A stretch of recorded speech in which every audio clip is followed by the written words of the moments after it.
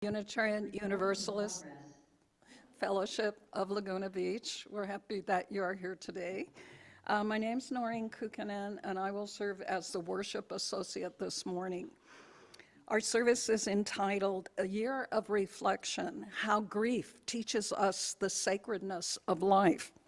Our service features our sound healer in residence, Stacy Pendleton, and we really look forward to hearing from her later in the program.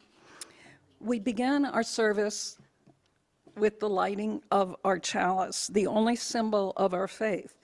Every Sunday, anywhere there is a service held in a Unitarian Universalist congregation, a chalice is lit. If you're at home and have a candle nearby, please light yours and join us in this meaningful ritual. It unifies us.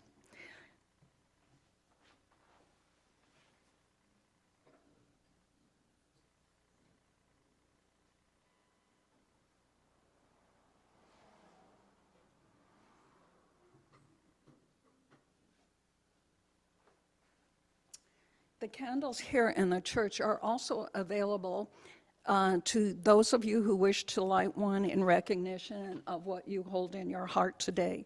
Please feel free to come at any time to light a candle in the sanctuary. The chalice lighting words are inspired by Wendell Berry and Sarah Morse Campbell. We light this chalice in honor of life's sacred dance of living and dying. May its flame remind us of those who have passed to us fragments of holiness. May it remind us that we too are participants in the dance. We gather together as a community of seekers to honor the interdependence of life, to respect the dignity of all, and to honor the First Nations whose land we humbly inhabit. We have slides. I hope they're available this morning. We walk upon the traditional territories of the Hashiman and Tongva tribes. We gratefully acknowledge the native persons who first lived in this place, as well as the diverse and vibrant native communities who make their homes here today.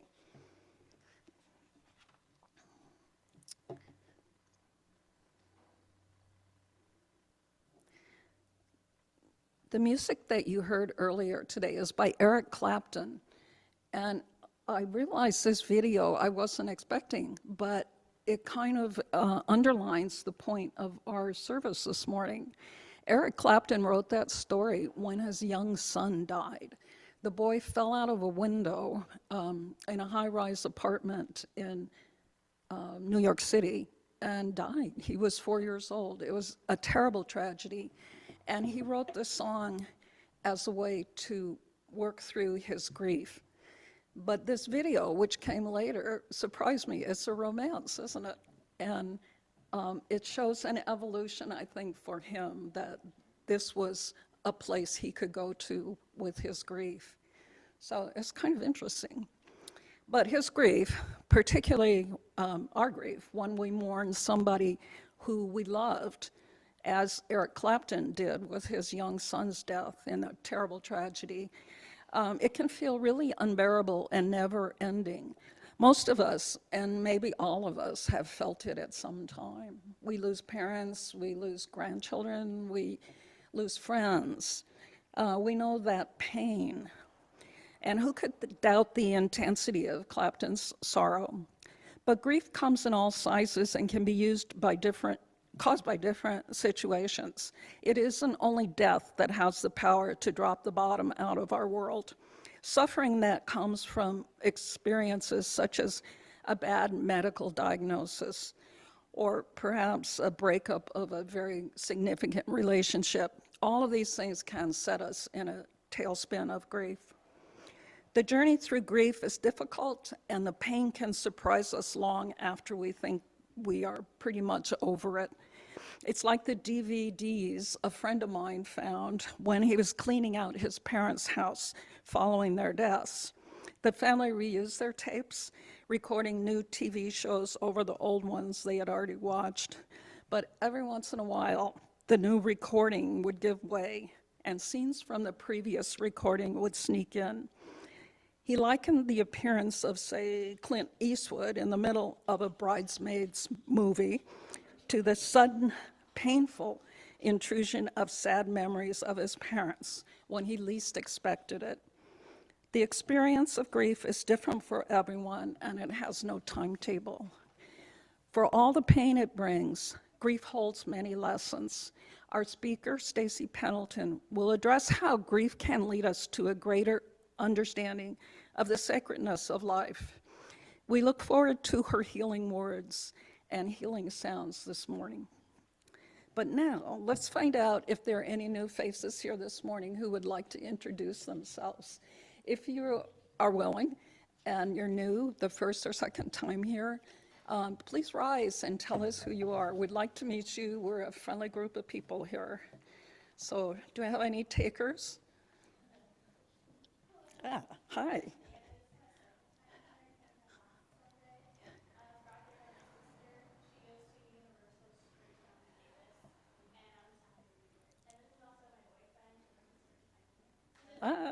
Welcome. Very nice to see you. Yay.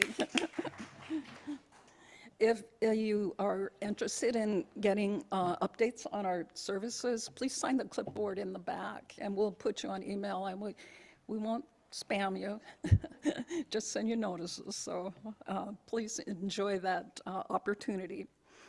This congregation is open to all who are in accordance with our principles, vision, and mission. If you're on a journey to grow as a spiritual and moral being, we welcome you to our community of like-minded people. We share important values and commit to helping each other lead a meaningful and purposeful life. We have no single religious creed, but we have a set of shared principles that guide us. These will be on, there they are. They're on our screen right now, and they can be found on the reverse of today's program, as well as online.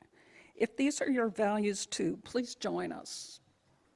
To learn more about future programs, as I said, give us your email address. If you're online, you can put it in the chat and someone will write it down for us. I believe this service is most closely related to principles 1 and 2. And today, I feel they particularly relate to us personally.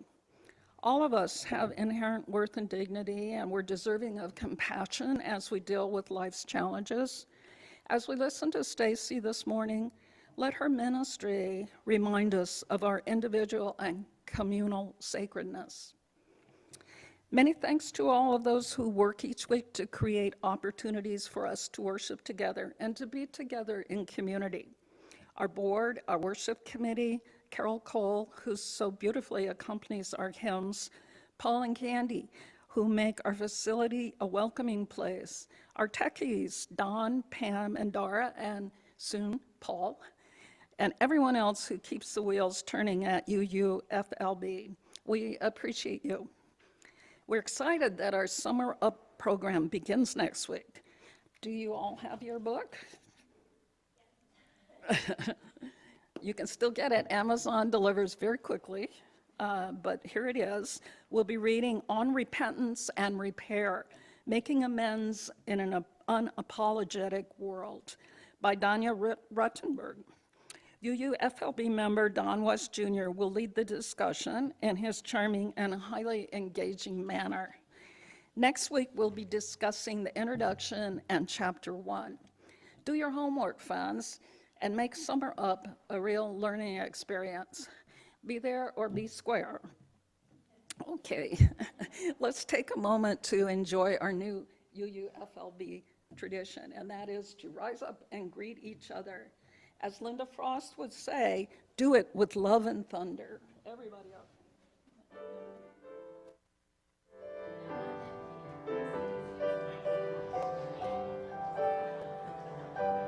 Good morning, everybody. Welcome to Nicole and Lisa. Thank you for joining us this morning.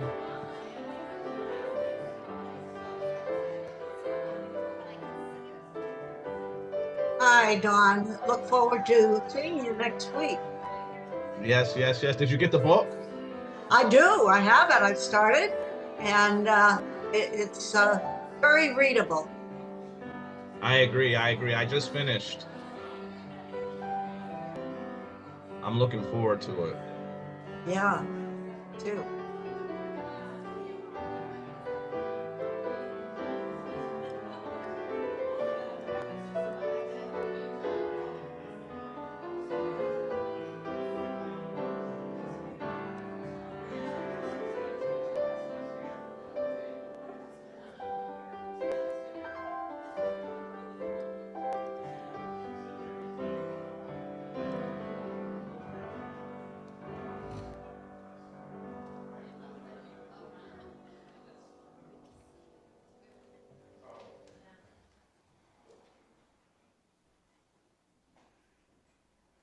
Our centering thought today is from Ralph Waldo Emerson, who we know Oh, as my a favorite. poet, a philosopher, but he was also a Unitarian minister at some point.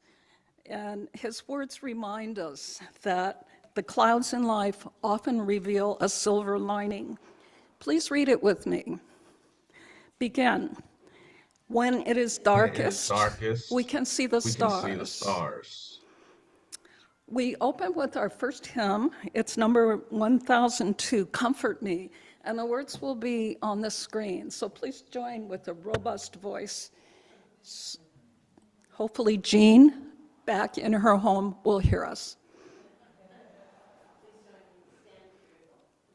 So please stand.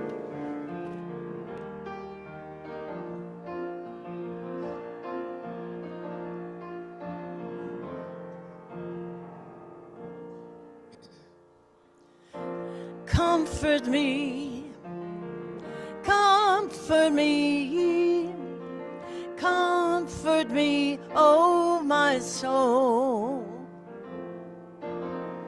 Comfort me, comfort me, comfort me, oh my soul. Sing with me, sing with me, sing with me, oh my soul.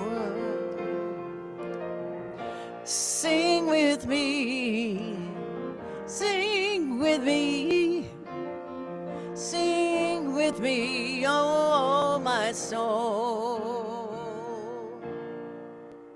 Oh, should we do dance? 1, 2, ready, go. Dance with me, dance with me, dance with me, oh my soul. Dance with me, dance with me, dance with me, oh my soul.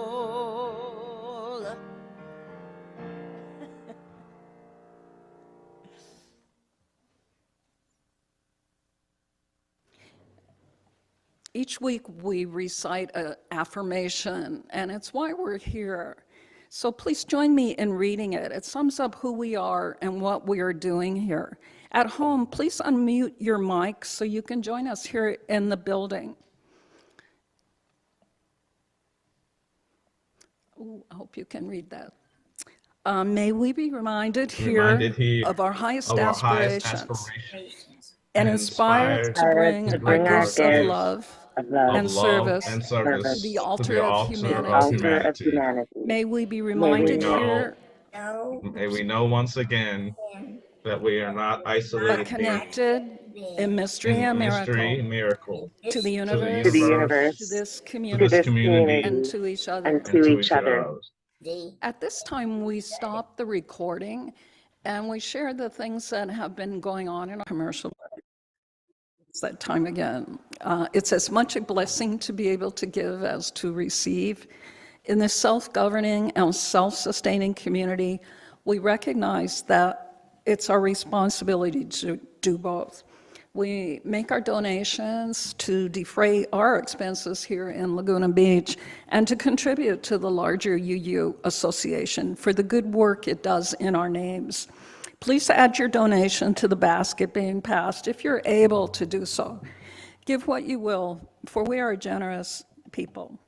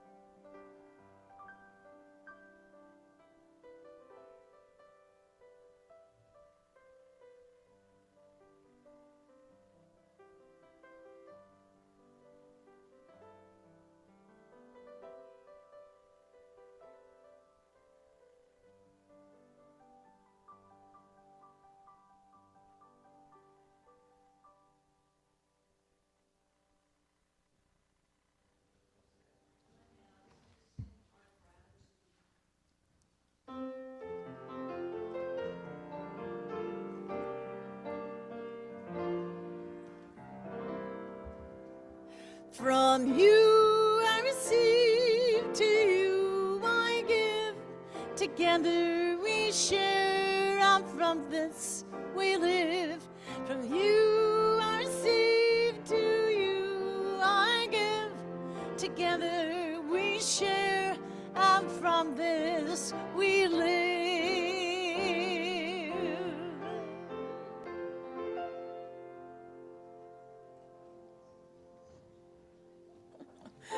Thank you, everybody.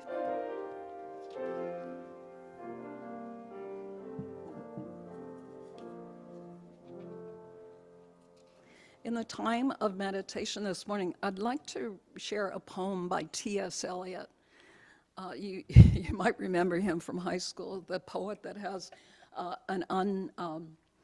lowercase name. Let's put it that way. Carol, I think I would like to present this little poem and then have a time of silence after until you play us out. It's a lot to think about, being poetry, but there is a slide and you can read with me, please.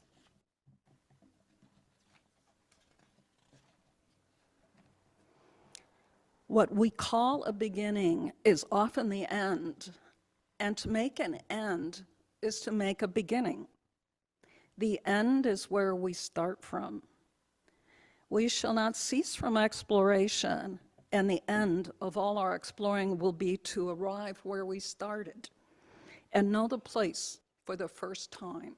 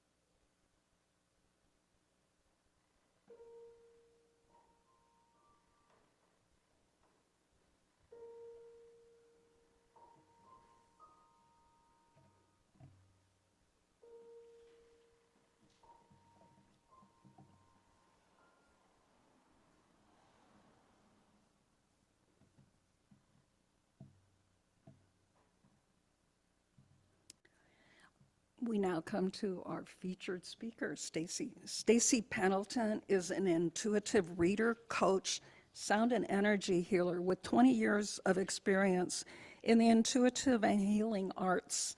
She studied with shamans from India, Africa, and the United States. Stacy has developed a healing modality fusing Sanskrit, chanting, singing, and intuitive toning with singing bowls and other healing instruments, hands-on energy healing, guided meditation, and aromatherapy. Stacy connects with divine energy and benevolent guidance, working through her clients to move stagnant energy, heal trauma, support them in embodying their spiritual gifts, and bring healing medicine and messages to their soul.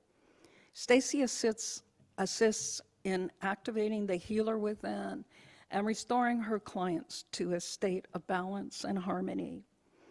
Welcome, Stacy.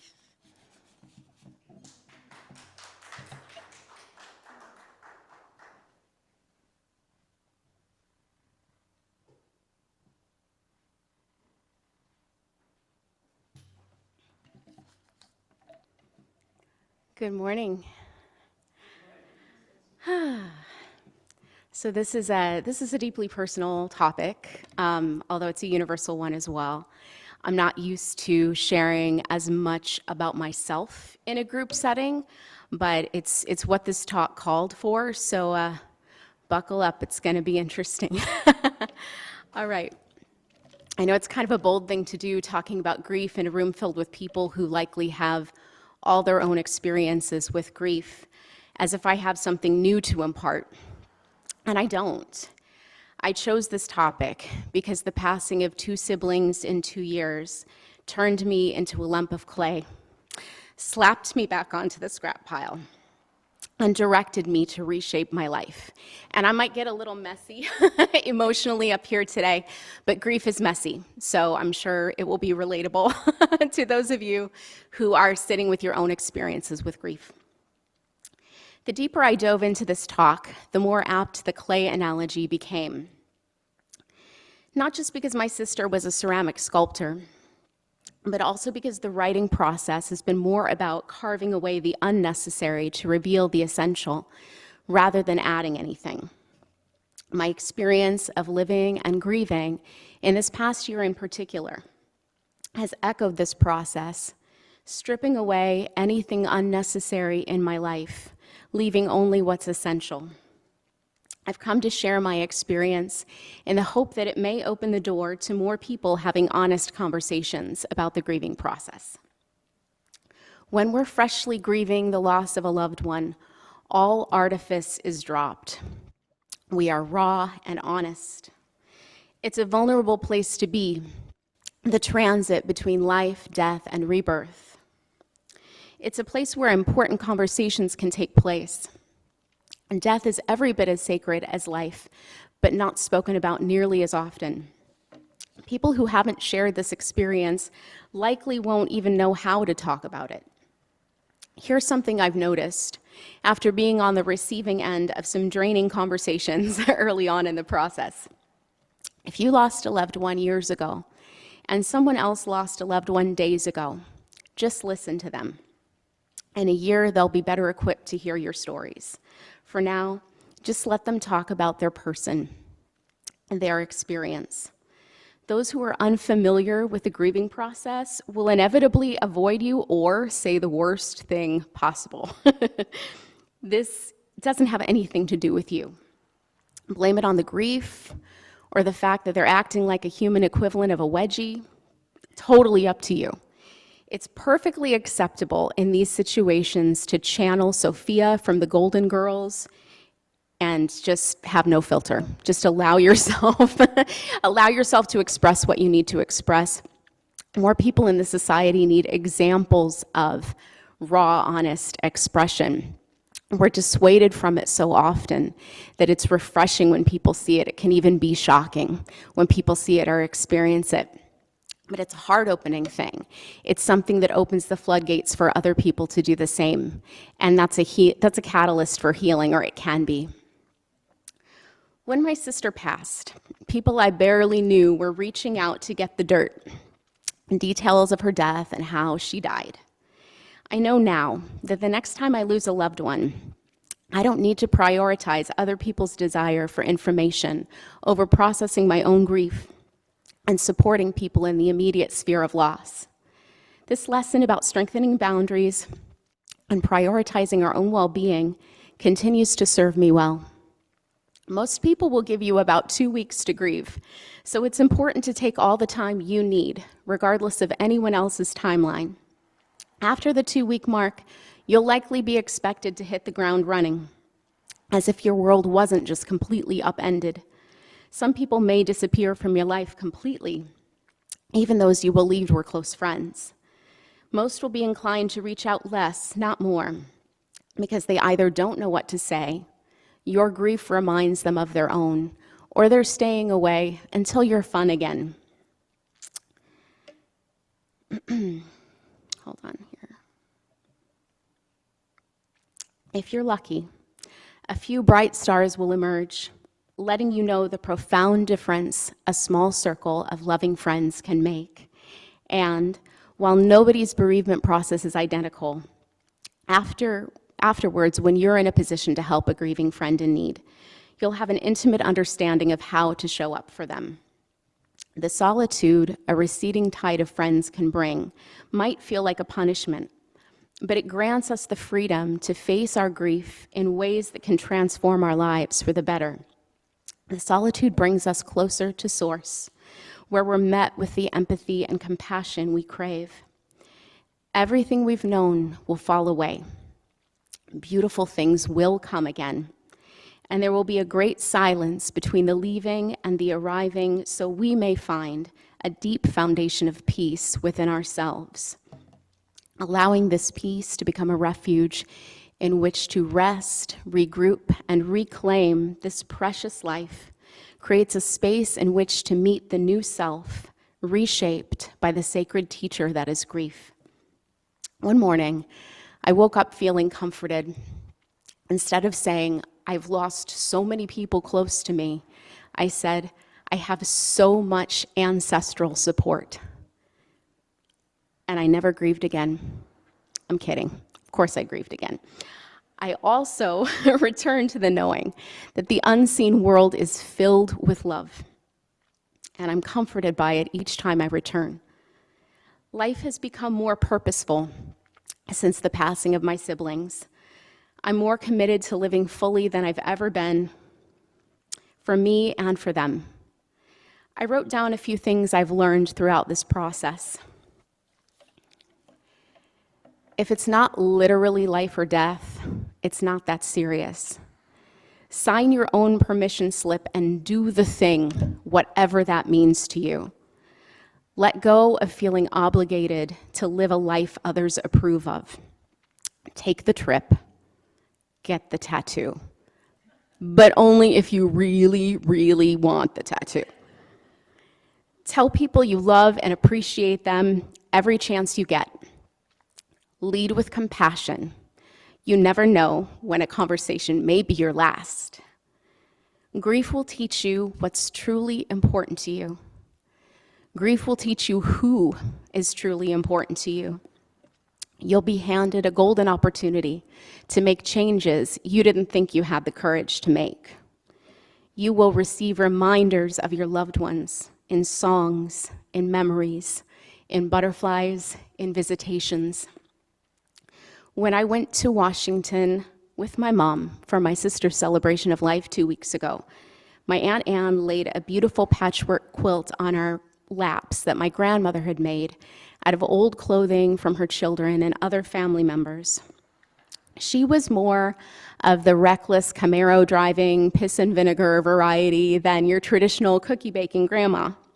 But these quilts, made with beauty and care, illustrated the tenderness of her heart when it came to her loved ones.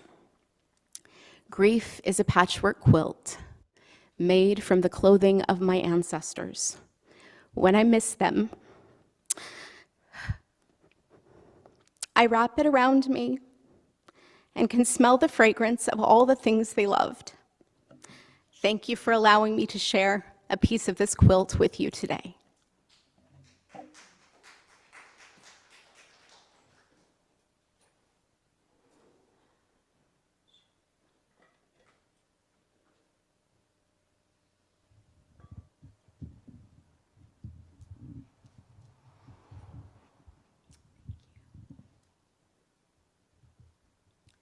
I'm going to invite everyone to get nice and comfortable in their seats.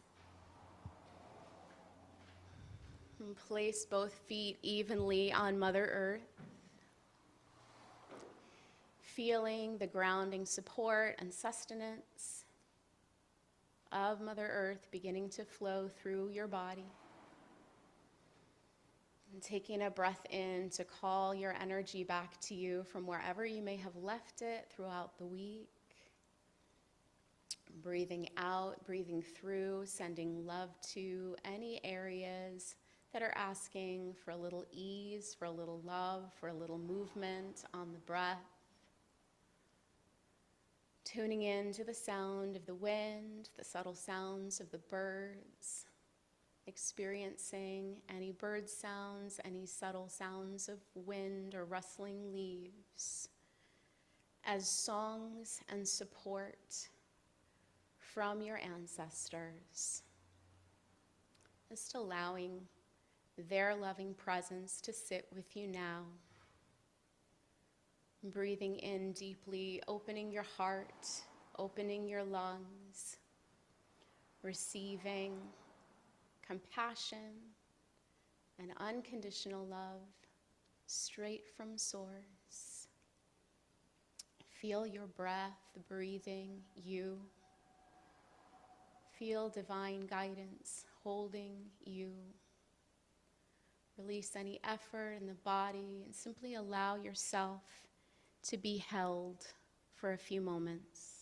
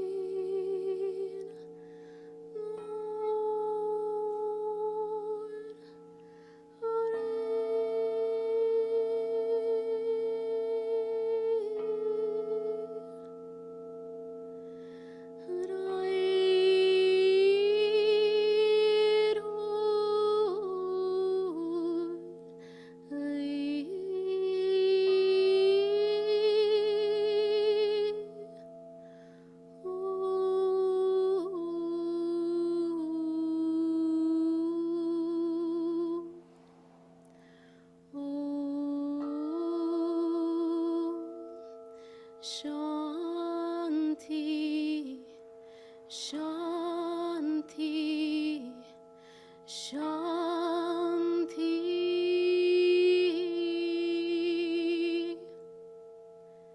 Peace, peace, peace.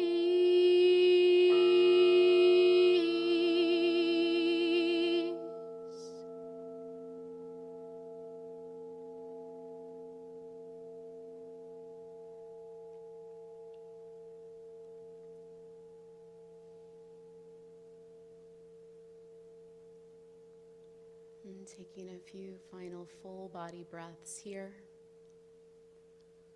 And visualizing beautiful golden white light flowing in through the crown of the head and traveling all the way down the length of the body. And visualizing the soles of your feet resting on the roots of a sacred tree. Final, our heart opening breath here.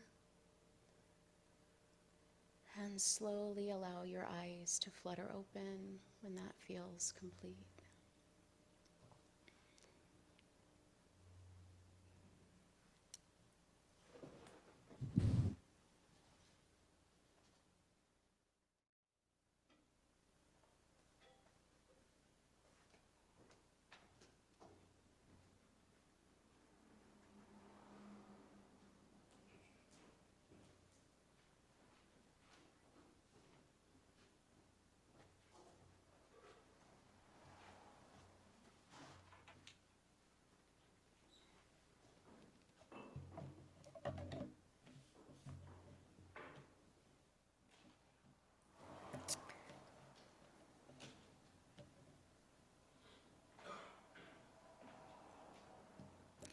Our closing hymn is number 1052, The Oneness of Everything, verses 1 and 2.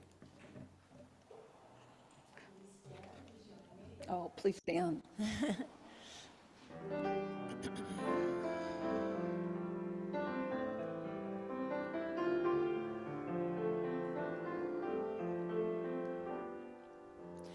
Far beyond the grasp of hands, or light to meet the eye, past the reaches of the mind, there find the key to nature's harmony, and in architecture so entwined. Like the birds whose patterns grace the sky and carry all who join in love expanding the message of peace light, taking the weight of the world upon its wings, in the oneness of everything.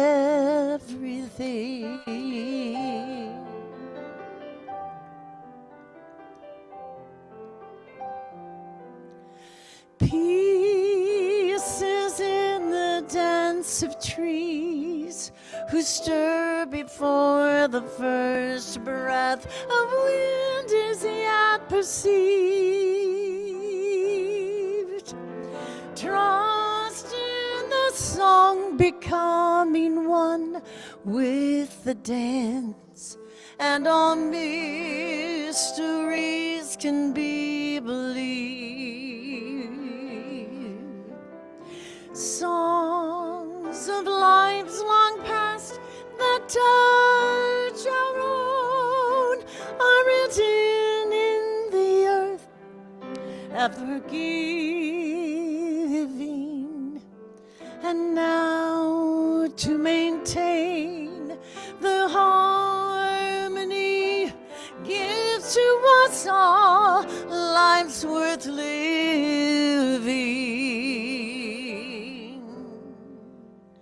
For the oneness of everything.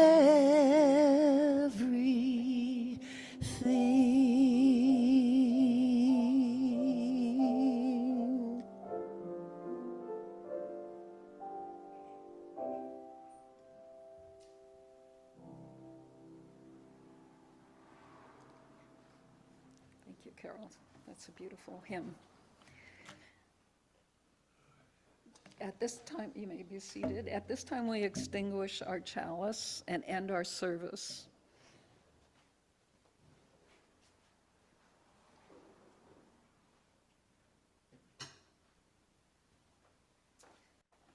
We end the service with words from the Buddhist tradition that are found in our hymnal. Be ye lamps unto yourselves. Be ye your own confidence.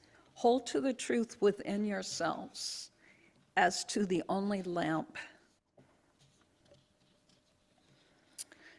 Please rise and we'll sing our closing song that we sing each week, Let There Be Peace on Earth, and join hands. This is a wonderful feeling.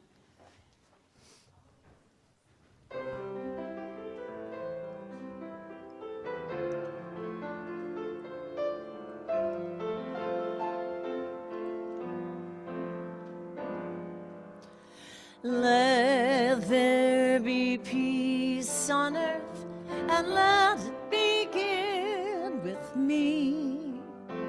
Let there be peace on earth, the peace that was meant to be. With earth as our mother, we are family.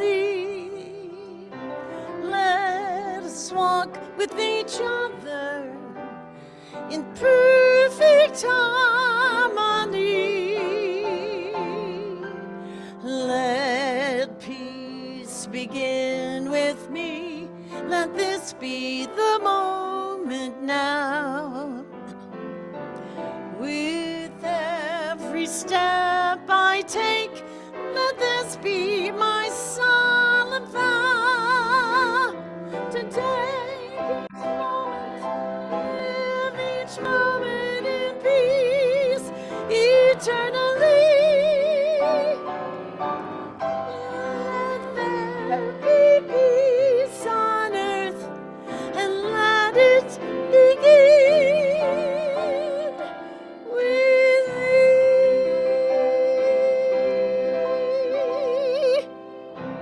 me. Have a lovely day.